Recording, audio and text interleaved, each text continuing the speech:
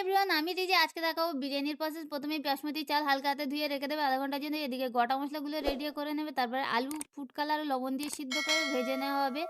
ওই তেলে দিয়ে দেবে পেঁয়াজ। পেঁয়াজটা ভালো করে বেরেস্তা করে ভেজে তুলে নেব। আলাদা একটা কড়াই বসিয়ে দেবো, দিয়ে দেবে মাস্টার অয়েল। তারপরে যতগুলো গোটা মশলা আছে গোটা মশলাটা দিয়ে দেবে আদা রসুন, হলুদ, ঝাল, হলদি, জিরামরিচ, ধনিয়া গুঁড়া সব কিছু দিয়ে মাংসটা দিয়ে কষানো হবে। মাংসটা যখন কষানো হয়ে যাবে এখানে দুবার করে পানি দিয়ে কষাতে হবে, যেহেতু একটু গলার ব্যাপার আছে।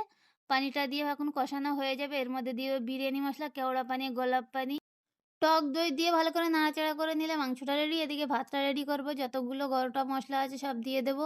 পানিটা গরম হয়ে গেলে ভাতটা ছেঁকে দিয়ে দিলে ভাতটা 80% করে তুলে নেবো। এদিকে লিকুইড দুধের মধ্যে দিয়ে দেবো কেওড়া পানি, গোলাপ পানি, ফুড কালার দিয়ে সাইড করে রাখবো। ভাতটা সাজানোর পালা।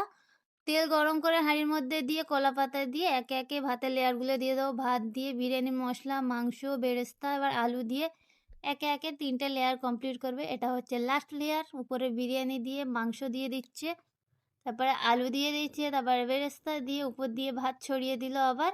এবার উপর থেকে দিয়ে দেবে দুধ, ঘি, পাউডার দুধ, সয়াবিন তেল, তারপরে দিয়ে দেবে মিঠা আতর, উপর দিয়ে ফুড কালার আর দুধের মিশ্রণটা দিয়ে ভাতটা কমপ্লিট করবে। তো বন্ধুরা, কেমন হয়েছে অবশ্যই কমেন্টে জানিয়ে দিও।